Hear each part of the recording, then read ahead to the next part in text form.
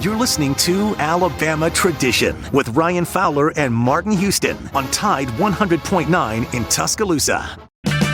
Get 15% off a set of BrakeBest Select, Select Pro, or Import Direct brake pads and 2 rotors now at O'Reilly Auto Parts. O'Reilly Auto Parts. Championships. 27 SEC titles. 131 first-team All-Americans. 70 postseason appearances. 39 postseason victories. This is Alabama football. And this is Alabama Tradition with Martin Houston and Ryan Fowler on Tide 100.9 and streaming on the Tide 100.9 app.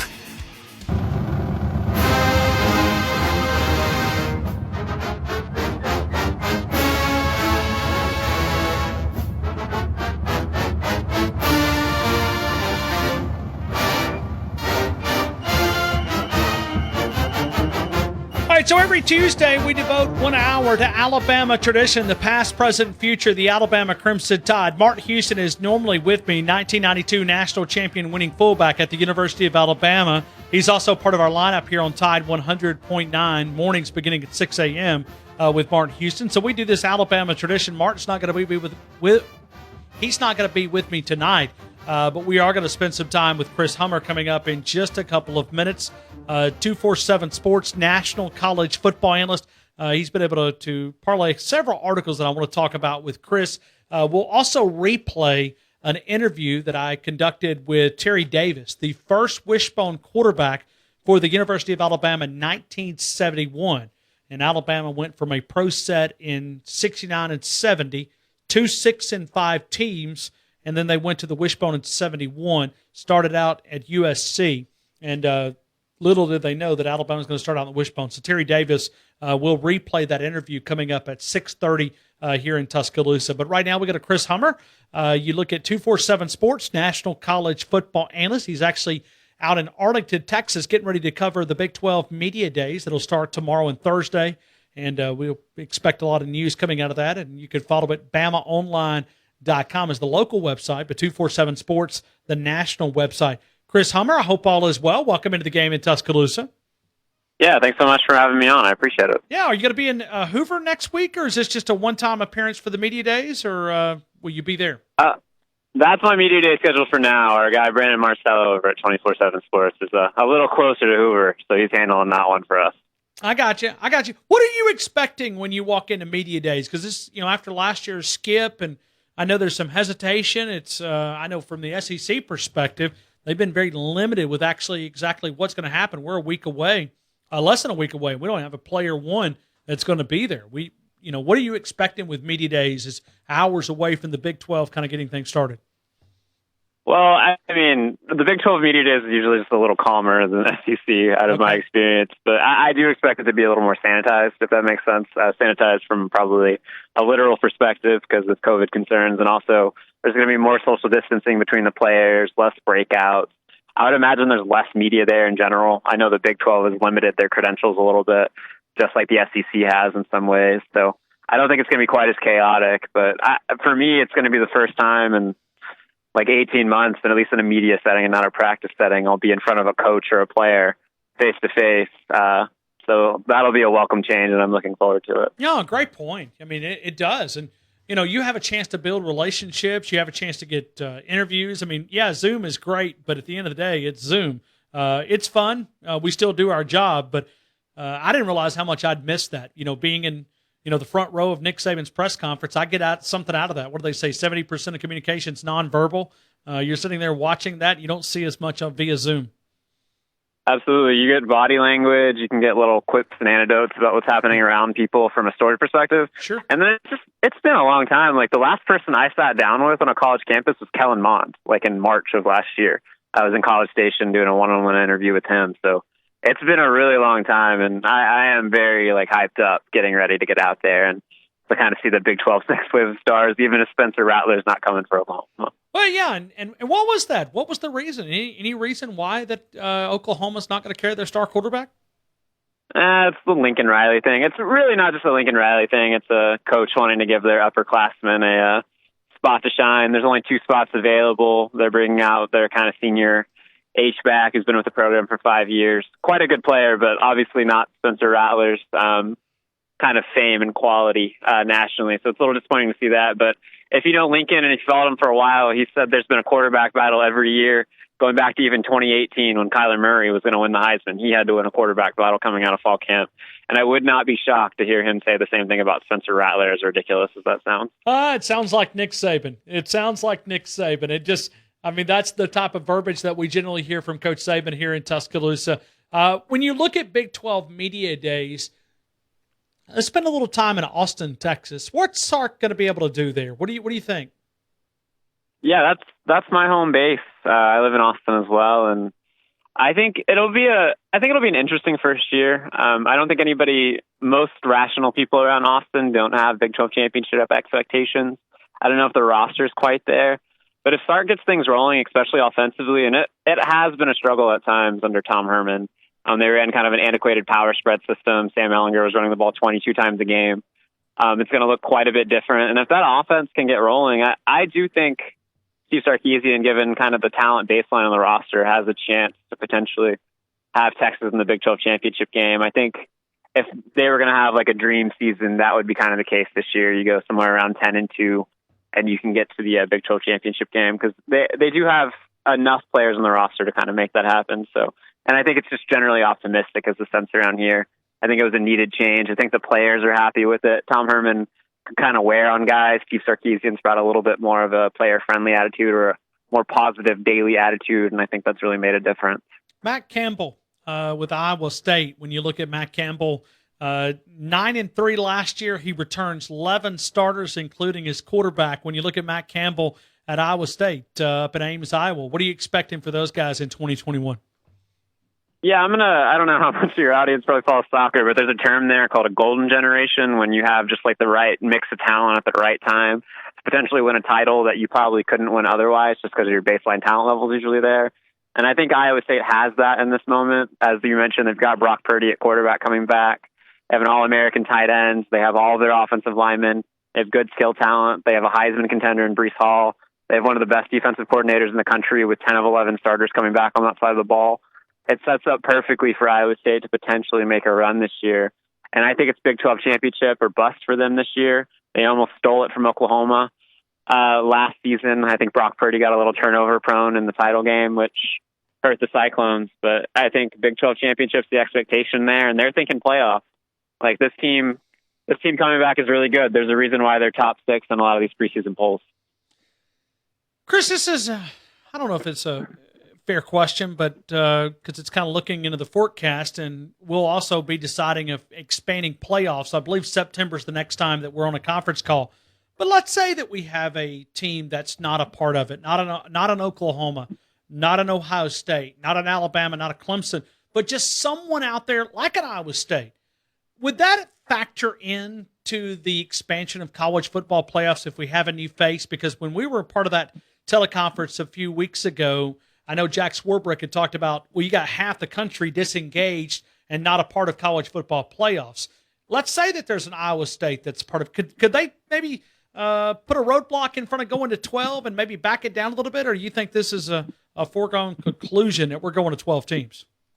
I think that train's on the tracks and it's going 100 miles an hour. I don't think there's any stopping it at this point. Okay. It's not just about interest. Frankly, like COVID has done a number on a lot of financials and athletic departments right now. A lot of departments are struggling. They're looking for an additional revenue stream, and expanding the college football playoff is the safest possible bet to kind of give more to kind of the schools out there, the ADs and the presidents desperate for that extra money. And frankly, like we could talk all about competition we want. I firmly believe the biggest reason we're going to expand is because of money. And that formula doesn't change if Iowa State or North Carolina gets into the playoff or USC sneaks in out west. Like there's still going to be expansion, and it's going to come. I don't know how people feel about it. I'm kind of on the fence, but it's happening, and I don't really think there's much that's going to slow that down. Chris, when we take a look at name, image, and likeness, I go back to one of the articles that you have published here on 247 Sports, speaking with Tennessee's associate athletic director, about name, image, and likeness, and kind of understanding the compliance side of things. This one's intriguing when you look at trying to manage all this. You almost have a little a little empathy for these guys to understand, man, the compliance officers and what these guys are going through. Yeah, most compliance officials have a tough job anyway. They're kind of at the whim of athletic directors and coaches and players, and they're expected to do something they're asked for at a moment's notice. And it's not that different than other jobs, but this is kind of a 24-hour thing for compliance officials. And this is a bit of a nightmare. Andrew Donovan was the person I talked to, who's actually no longer at Tennessee. He took a job with a kind of a private firm, but he was the president of the National Compliance Association. And he was pointing out that, like, compliance officials, which are tasked with enforcing the rules, have no idea if what rules are going to really be enforced by the NCAA and what the enforcement arm is going to look like from them. So they're kind of just like walking around in the dark and hoping they kind of hit the right part of the wall to kind of get them out of there, because it's completely unknown territory right now. And those compliance officials are kind of just treading water, hoping there's answers soon from the NCAA or Congress in order to get a little clarity on that stuff, because they're in a really tough position. What do you think is more likely to happen? Do you think they'll get some help? I mean, it's trying to predict what the government's going to do is kind of hard for all of us, but do you feel like that they'll get some help, or are they confident that they'll get at least a look and a consideration? I think there's certainly going to be a discussion in Congress. I don't know if it's the first priority right now. A lot going on in our country, sure, as I think most of us know. But I do think by the fall, there will at least be additional committee hearings and bills brought to the floor. Whether the two parts of the aisle can get together and get a bill that works for both sides remains in question. But I think most athletic directors out there that I've talked to, and people in compliance departments and the space in general, do expect there will be something from Congress here in the next couple months to kind of alleviate some of the issues that are happening. Chris, what do you think about Alabama the upcoming season? I'm really curious to see how it'll go. I have them as my number one overall team in the country, as I'm sure most people do, kind of in our preseason votes. I think that defense should be significantly better. I think Alabama has the best linebacking group in the country by a pretty significant margin. You could make an argument that DB group and that front four are right up there as well, or front three, I'm sorry, with Alabama's scheme, depending on how you view Will Anderson. I think the big question is going to be, how do they replace those weapons outside? John Mechie's job as a number one option is going to be a lot different than it was when he was playing next to Devontae Smith and Jalen Waddle. I'm curious if he'll kind of raise his level of play to go with that. They've obviously got some really talented young receivers that are coming through. Can they be ready to go soon? That running back room is going to be good. I have no doubt Bryce Young's going to be good, but it'll be really interesting. I'm very curious to know how that game week 3 against Florida goes, because I think that'll be telling. If Alabama's good there, they're the heavy national title favorites, in my opinion. So, how about the Dogs in Athens? What's your expectations 2021? It's got to be championship or bust, right? Like, given everything that's on that roster. I'm glad you said that. I would hug you if you're here. I've been saying that for it's national championship or bust. It's hard to say that with a team that hasn't won since '80, but I think it is. It's national championship or bust. I've been saying it all I'm glad I've met somebody that agrees with me. Thank you. Completely agree. I mean, what excuses Georgia have? They have the quarterback. That's been kind of the issue for the last couple of years. You have a potential first-round pick at quarterback in JT Daniels. George Pickens is hurt, but they don't lack for options at receiver. You have so many running backs in that backfield. You have one of the best offensive lines in college football. Like, the only real question mark in the secondary was like how they reload at corner. They added 2 of our top 10 transfers at 24/7 Sports for the offseason in that position. I just don't think Georgia, with that schedule especially, has any excuses.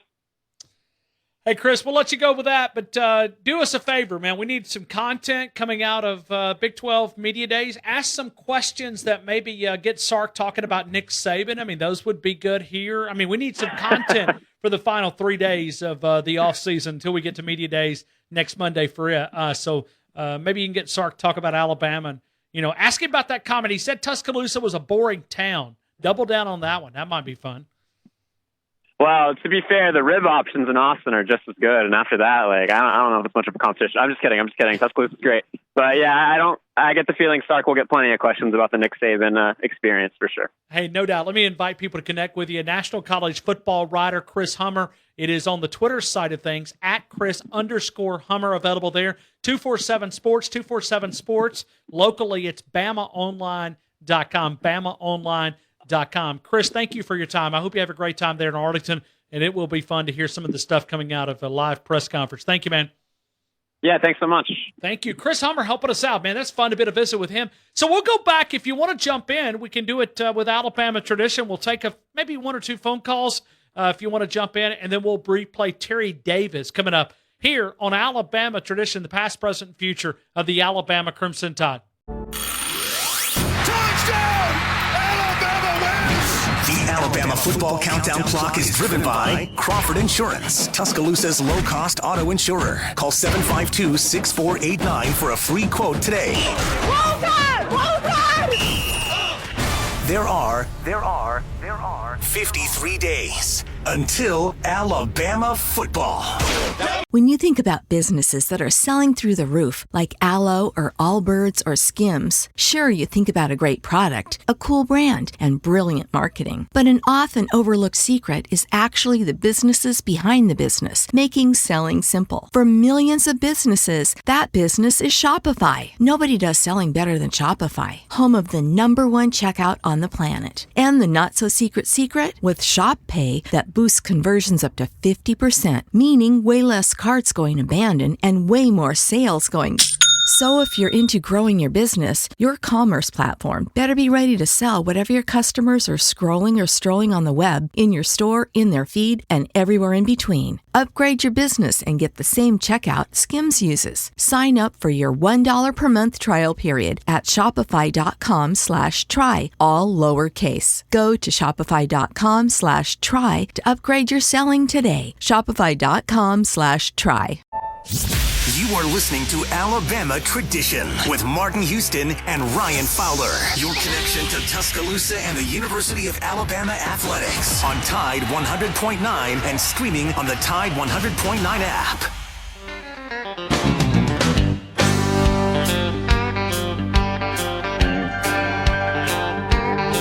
Well, I got my first truck when I was 3. Drove 100,000 miles on my knees. Hauled marbles and rocks and thought twice before I hauled a Barbie doll bed for the girl next door. She tried to pay me with a kiss and I began to understand there's something women like about a pickup I guess man. we're continuing a little Twang Tuesday as we continue here in the 6 o'clock hour. We will replay Terry Davis coming up in our final couple of minutes here. Terry Davis, first wishbone quarterback at the University of Alabama. We've been talking about the first memory of Alabama football, the earliest memory that you can think of.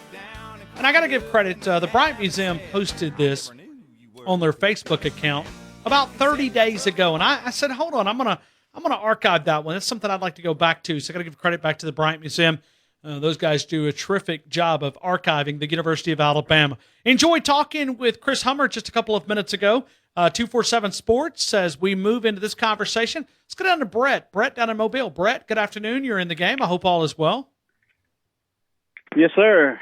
I said Mobile. I'm sorry. I guessed wrong, Brett. My bad. No. Oh, wrong one? Or? No. This is Brett. Yeah. Okay.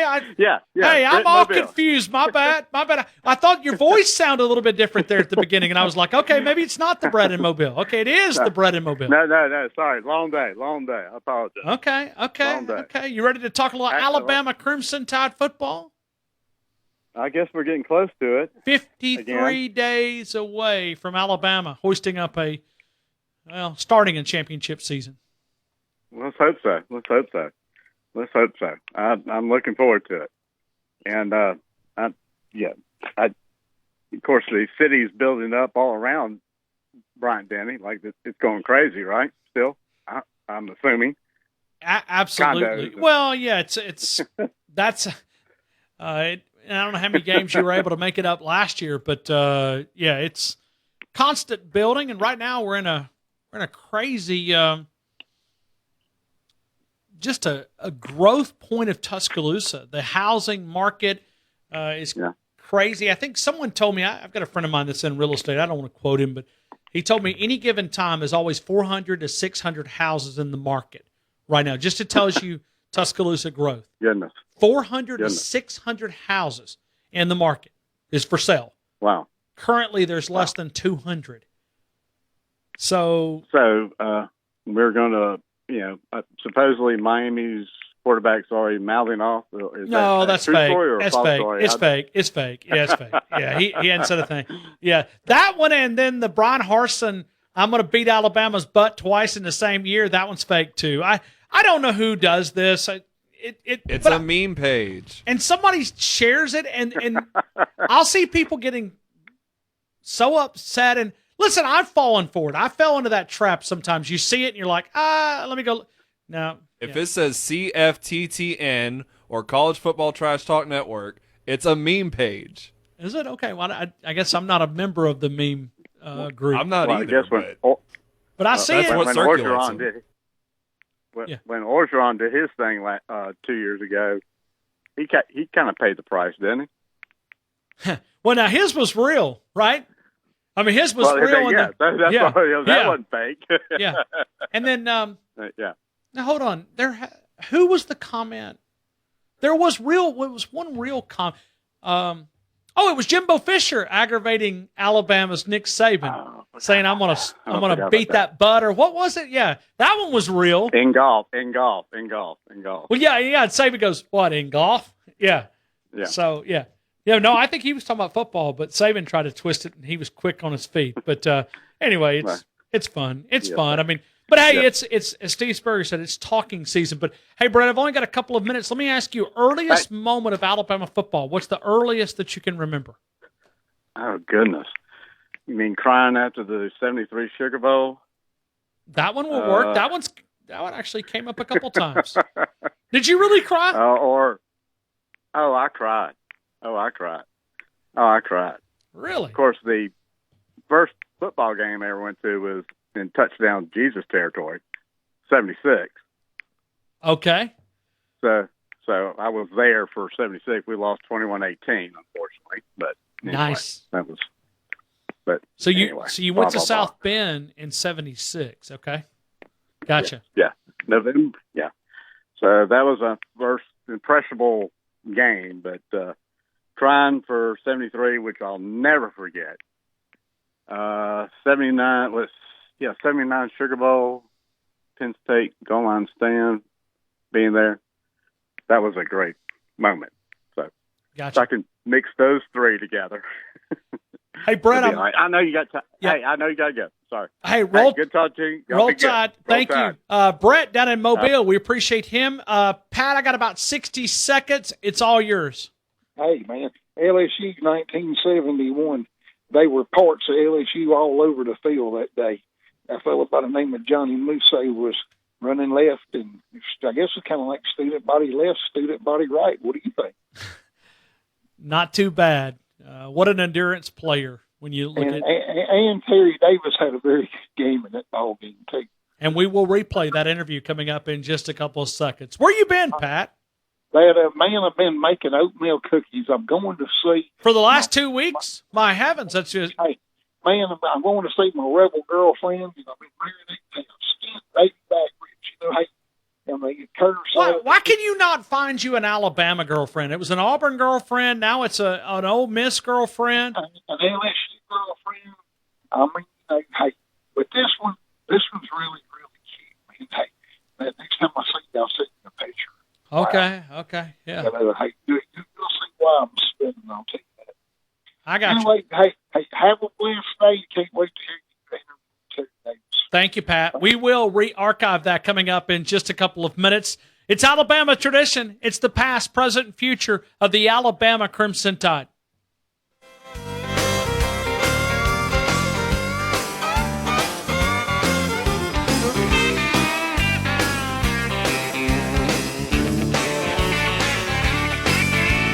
Bucket of rust or a brand new machine. Once around the block and you'll know what I mean. You can set my truck on fire and roll it down a hill, and I still wouldn't trade it for a Coupe de Ville. I got an 8-foot bed that never has to be made. You know, if it weren't for trucks, we wouldn't have tailgates. I met all my wives. Your traffic jams are just something women like about a pickup man. Yeah, there's something women like about a pickup. It's awesome. You're having no fun. Have some fun, man. talking Alabama Crimson Tide football on Alabama Tradition with Martin Houston and Ryan Fowler in Tuscaloosa on Tide 100.9 and streaming on the Tide 100.9 app. Just a good old boy, never meaning no harm. Right now, let's go to Terry Davis. He was the first Wishbone quarterback at the University of Alabama, and it's an absolute honor to be able to welcome him back to Tuscaloosa. Terry Davis, welcome back to T-Town, sir. I hope you're having a great day. Thank you. I am. Just finished a round of golf. Everything's good. Absolutely. Well, how did you play? That's the biggest question for you. Not so badly. 78, pretty good for an old fella. So not too bad. Won a few dollars, but everything's good. I got you. Well, it is an absolute honor to be able to talk with you and talk about the Wishbone. But I'm curious, when you think about when I say Wishbone formation, what's the first thing that pops in your head about that formation for you as a quarterback? Well, probably just the pressure it puts on the defense, being able to make some decisions out on the corner, and you got options. You know, that's why you run it. You got the fullback option, you got the pitch option, and you got the quarterback keep option. So it puts a lot of pressure on a defense. But when you have the personnel that we had with the linemen, Hannah and Jim Croft, Buddy Brown, Steve Sprayberry, Jack White, we had a fantastic offensive line, and you throw in Lusso and Wilbur Jackson, Joe LeBou, Ellis Beck, Steve Mache as running backs. You understand why Coach Bryant made his decision. We were loaded and some being able to run the football. And as everybody knows, we went a couple of years in trying to throw the ball and win and couldn't win consistently. So a change was needed, and I think based on what he saw on the personnel-wise, he made a great decision. Terry, when you look back, and I want you to walk me through, and I don't remember the era. I have to depend on people like you to connect us. I was born in 78, so I have to depend on everybody to help me understand history. But my understanding is it's 3-4 weeks out when they made the decision that they were going to the Wishbone. Can you remember the first time that you heard about, hey, we're switching formations, we're going this direction, and can you walk us through what that was like? Absolutely. We just come off a 6-5 season. We went through spring training running the same offense, the same pro set offense. Not a lot of happy people in Alabama at the time. Coach Bryant wasn't happy. Of course, players weren't happy because we weren't winning. So we reported for fall practice, assuming that we were going to be running the same offense, and we didn't know anything about the change until the first meeting we had with Coach Bryant. He walked in and immediately said, we're going to sink or swim with a wishbone. And from there, there was no discussion about it. Coach Malmore was the quarterback coach. He took the quarterbacks. I think there was 5 or 6 of us at the time, and we went down to the lower gym, and we immediately started working on the mechanics, the footwork, and so forth. So it was a surprise to everybody but the coaches at that point. And so I think I was optimistic at that point. I thought it was a good offense for me, basically, because what we ran in high school, we ran a lot of rollout option stuff, running pass on the corner. So I knew I could do that. So I was looking forward to it. Okay. Oh, that was my next question, is recruiting into a pro set and then going to the Wishbone. I was going to ask you if there was any disgruntledness on the team going a different direction, but I guess you've answered my question. No, not at all. I think everybody, you're expected to win in Alabama. Everybody wanted to win, and having not won like we should win in the past 2 years, I think everybody welcomed the change. And again, with the personnel we had, I think the only maybe disappointed, and they didn't show it, and they were certainly team players, with the wide receivers. We had David Bailey and Wayne Wheeler, two guys that could catch the football. I believe Bailey caught something like 80-something passes the year before. And now he's going to be in an offense where I think we threw 66 passes the first year in the offense. But he was a team player, and he gave it all he had on every play. And the few passes we did get to him, I think, helped soothe his feelings a little bit. But he was a team player in Wheeler. So I think from that standpoint, if you had some pro aspirations, and you say, "Gosh, we're going to the Wishbone, and this is going to hurt me." they never showed it. They played well. They made the catches when they had to, and they blocked when they had to. So it turned out to be a great thing for all of us. Now, I've been told a little secret here that, and I know Steve. Steve is a guy, when he's in Tuscaloosa, we always look each other up, and he'll text me and say, hey, you want to go get some Dreamland barbecue? And I pick his brain quite a bit, Steve Bisceglia, and always fun to be able to talk with Steve. But my understanding is you guys might have got into a little something somewhere during a summer. Is there any truth to that? What summer? Well, summer of what? And Steve and I ran together a lot during. He was from California and came in and not knowing a lot of people, and so I became friends with him. And in fact, I took him to Louisiana with me on. That's where I was going. That's where I was going. I think there was something back there in Bogalusa.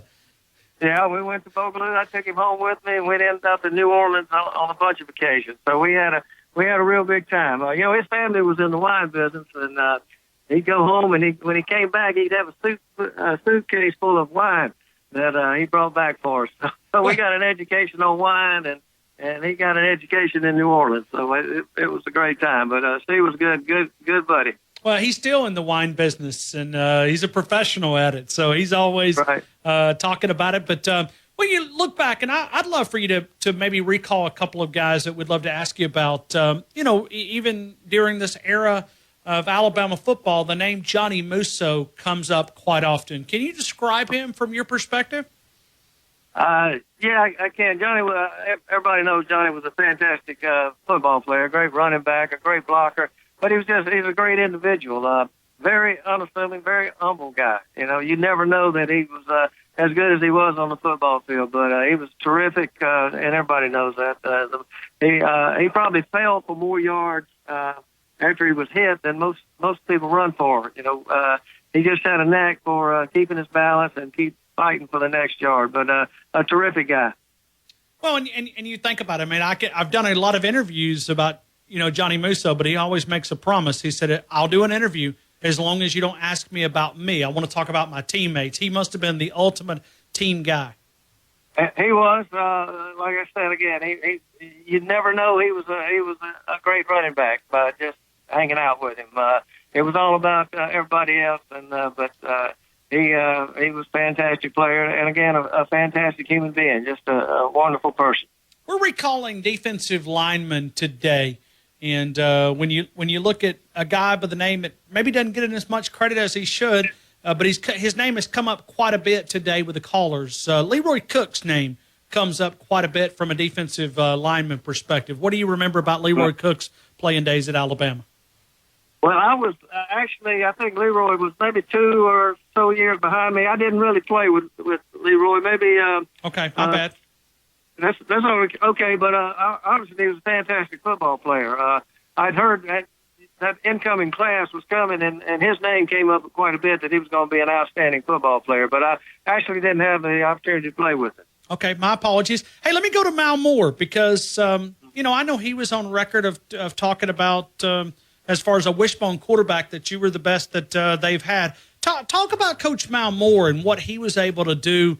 We appreciate what he gave to the university. I always like to say it. He believed in Alabama when very few people believed in Alabama, and he went and hired Nick Saban. But I'd love to pay some respect to Coach Mal Moore. Right, Coach. Again, what he contributed to the university over the years probably won't ever be matched. I don't think so. But he was. I was fortunate to have a lot of good coaches and going through high school and even junior high along the way. And 2 people stand out that I think had the most influence on my success. And the first one, and probably had the most impact, was my high school offensive coach, Tommy Leos. He pushed me, and probably had more to do with me being successful. But Coach Moore, absolutely, all of Coach Bryant's coaches, you ask Coach Bryant, people ask him what he attributed his success to, and he said he just surrounded himself with good people. And that's so true with Mal Moore, Jimmy Sharp, Pat Dye. He had a history of just great coaches. But Coach Moore was one of the hardest working coaches that I've ever had the privilege to play for. When we started working on the wishbone out on the field, we had different periods, 15 minutes here, 20 minutes there, and most of the time the quarterback and a fullback were working on the mechanics of the offense. Coach Moore would line up in a defensive tackle position, and he would do the stunts that we were going to see against the defensive tackle for 20 minutes. And we got 3 or 4 quarterbacks running plays. He did that on every play. Then he'd go to the defensive end and give us looks about what the defensive end was going to do. He actually worked harder than we worked on the football field, and he was so intense. He'd get talking, and the dribble would come out of his mouth. He'd just be so fired up about it. But a fantastic human being, a great coach. What else can you say about the man? What he contributed to the university? Well, I tell you what, you read his book, and you could see the love that he had for this place. And when he went and hired Coach Nick Saban, we shared that story here on the air, and he was telling us all these different things. And he said, he'd called Namath on the way down to tell him that, hey, I'm going down to hire Nick Saban. And Joe Willie told him, he said, you better have a backup plan, as he would say, Mao, you better have a backup plan. And it was just, he believed in Alabama when very few people did believe in Alabama. And, he believed that Alabama could still win. And somewhere he's smiling, looking over this great program. And Coach Saban's been able to build this historic and get us back to national prominence. Yeah. That's right. The story is he didn't go see Coach Saban right away. He went to see Mrs. Saban. So he knew where to start to try to get Nick to come. So he got to know Miss Saban and used her to help him convince Coach Saban to come. So he was pretty crafty. Is there a game that stands above the rest for you individually? Is there a favorite game that you love sharing a story about? Well, of course, we won 21 of them, so all of them are special. But the real special, everybody talks about the Southern Cal game. Being a big underdog and going out after the previous year, getting beat so bad in Birmingham, going out there and winning that game, and that was the first game I started. So that's extra special to me. I was scared to death, actually, but everything worked out right. But the LSU game, being from Louisiana, playing in Baton Rouge, and I'd always heard how noisy it is in Baton Rouge to play, and it is a fact. That's the loudest stadium that we played in at the time. It was like in the huddle, I couldn't hear myself talking. It was like, I hope they understand what I'm saying. We were all bunched in together, but I would say it, and you just couldn't hear it. So we were able to win the game. But that game, it wasn't a great offensive game for us, but we won 14-7, I believe. And then the next year in Birmingham, I had probably the best game I had offensively was against LSU again. They had Burt Jones, and what can you say about Burt? He's a terrific football player. And but we were able to win that game, and I had a good running and passing night that night. So that's probably the biggest game. Playing against Pat Sullivan the year he won the Heisman Trophy. Another game. I had a good game in that one. So those are kind of the highlights for me. Yeah, I'd love to go back to that USC game. What was the face of the defenders like when you guys roll out there and you go to the wishbone? I mean, could you see it in the face of confusion looking at what you guys were trying to do? I think initially they were surprised. Yeah, obviously the way they were trying to line up against us, and I mean it was just so obvious that they weren't prepared for it. And I remember I saw a picture sometime after the game. I've got the picture actually. That it was a picture taken from the sideline down the line of scrimmage, and just after the snap, I had the ball and was taking a step toward the fullback, and there was nobody else in the picture. I mean, our offensive line had moved them at least 2 to 3 yards off the football. So there's nobody else other than just me and Bishalia in the picture. So I thought that was pretty illustrative of how off guard they were at the time. Of course, they made some adjustments, and we went a little conservative in the second half on offense. And the key for the wishbone is to have a good defense, and we certainly had good defenses. To hold that team to 10 points the way our defense played that night was probably had more to do with us winning the game than the offense did, because we got up 17 to whatever, and our defense was able to hold them off. But yeah, they were surprised. I remember we had a banquet at the end of the year, and John McKay, Coach McKay, was a guest speaker at the banquet, and he made a comment, and he spoke my name. He said, "Terry, how about that defense we played against you in the Wishbone?" So he was surprised by it. I think everybody, of course, nobody knew we were doing it, so everybody had to be surprised. Sure. Well, and I mean, how did you? I mean, I know we're talking about the 1971, but we're kind of in the frame of mind of 2021. But that's the ultimate secret. I mean, to be able to think about rolling an offense out against a defense and trying to get payback from the previous season, I don't know, it's just a historic story when you look at opening up in the Wishbone. It was, but again, I think when you look at our personnel, I mean, if there was a team that the Wishbone offense fit, it was our team because of our offensive linemen and the running backs we had. I mean, we were deep in running backs, we were deep in offensive linemen, and you got John Hanna, Jim Croft, and Buddy Brown, center guard and two guards that can block anything out there. It just worked magical, I guess you'd say. I mean, the first 2 or 3 drives, it was like we were playing against our second team back at practice. I mean, they just weren't in position to make the plays on us. So yeah, it's to be able to do that, and I guess the team rated like Southern Cal was at the time that's very special, no doubt, very special. I made a promise to one of our callers earlier that I would ask you about the Tennessee game, and I believe that was 1972. Pretty historic game, and a very memorable for this individual that was talking about it. October the 21st, 1972. Right. Can you help? Maybe it wasn't our first big test, but I think we played Georgia earlier in Athens. People kept saying that maybe we hadn't been tested yet with some of the teams that we'd played prior to that. So we went into Athens and beat Georgia there, and everybody felt that gave us a lot of confidence.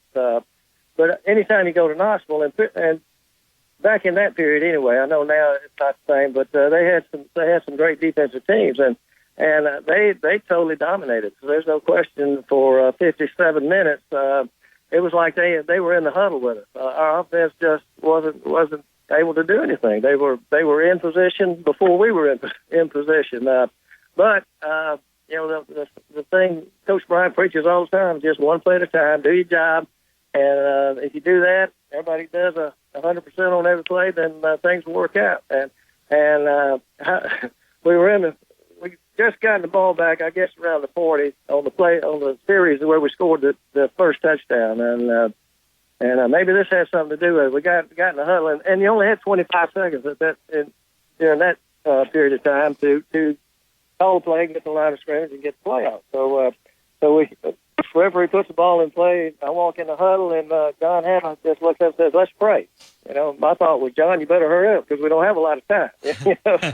So evidently he said a prayer, and we scored in 2 or 3 plays, and to tie the game, and goodness gracious, kick off, and then we get the fumble back and score again. So just opportunistic opportunity there. It's the fumble from I think Dubose and John Kroll maybe recovered it or somebody, but they played a Haskell Standback, probably had one of their best games against us that anybody ever had. He's just, he got beat up pretty badly by our defense, but they controlled us for 57 minutes. But you got to play 60 minutes.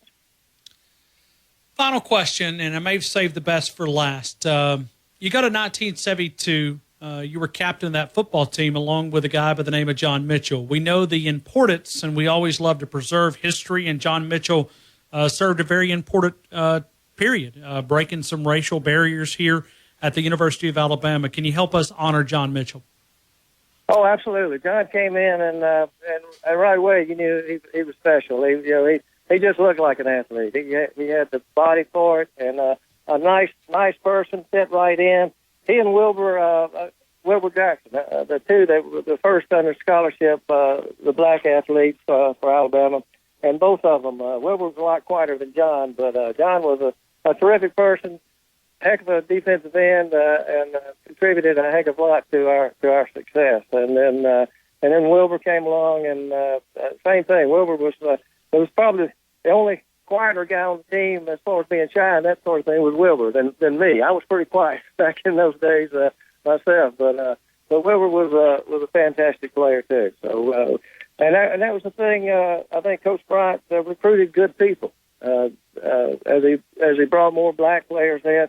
You realize right off they were good people, and we didn't have any problems. So everybody just considered everybody was a football player. We're teammates, we're football players, and I don't care what color you are. So it worked out fantastically. Well, Terry, I'm excited about the Wishbone Boys and the premiere that's going to be happening here later in the month of August 28th. The historic Bama Theater here on the campus of the University of Alabama. That's a historic place. It's also where you guys watched a lot of those Friday night films getting ready for the game. And you think about Bama Theater, and it's going to be nice to have a reunion to be able to salute that 12-year run, to be able to salute what you guys were able to accomplish and started off in 1971 as we talked about the Wishbone. So it's going to be a lot of fun, and it'll be a great reunion with all you guys back in T-Town. Yeah, I'm looking forward to it. And thanks to Tim Card and his guys and all the folks involved in putting it together, because it was one of the best periods of Alabama football. And I think averaged over 10 games a win for 10 or 12, whatever it was. National championships, SEC championships. It was just and like you said, you were born in '78, so most of the people you run in today weren't born when we were playing. So maybe their history on the Wishbone is not what it should be. So this will give everybody an opportunity, those Alabama fans that weren't around when this thing happened, a chance to really see how it took place and the success that was that we had with it. So yeah, I'm looking forward to it. Sounds like it's going to be a great weekend. It is going to be, absolutely. Terry Davis, thank you again for helping us preserve the history of Alabama. It's a lot of fun to be able to visit with you and talk some Alabama Crimson Tide football. Thank you for the opportunity. All right, buddy. Thank you. Appreciate you having me. Tide 100.9 Tuscaloosa weather. A mixture of clouds and sunshine this afternoon. The chance of scattered showers and storms through the evening hours. Today's high 87, the low tonight 70. Tomorrow, morning sunshine, scattered thunderstorms developing by afternoon. The high at 88. I'm James Spann on the ABC 3340 Weather Center on Tide 100.9. It's 77 degrees in Tuscaloosa. The host of the game, Ryan Fowler, and the host of the Martin Houston Show, Martin Houston, have combined to offer a show filled with in-depth analysis of Alabama football and more. Alabama Tradition broadcasts live on Tide 100.9 every Tuesday from 6 to 7 p.m. and is available live and on playback on numerous affiliates around the Southeast. Check out alabamatradition.com for a list of affiliates, as well as other great content.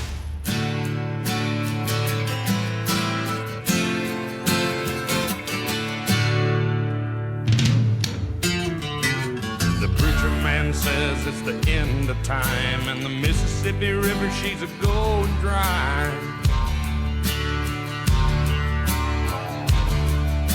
The interest is up, and the stock. All right, big thanks to Terry Davis, Alabama quarterback, the first Wishbone quarterback at the University of Alabama.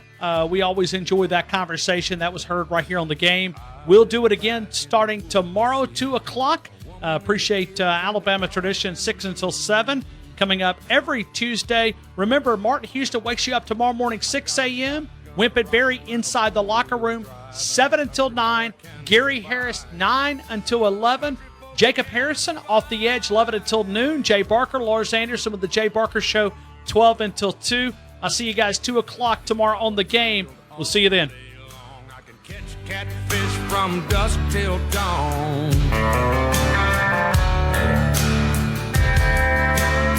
Our own whiskey and our own smoke too. Ain't too many things these old boys can't do.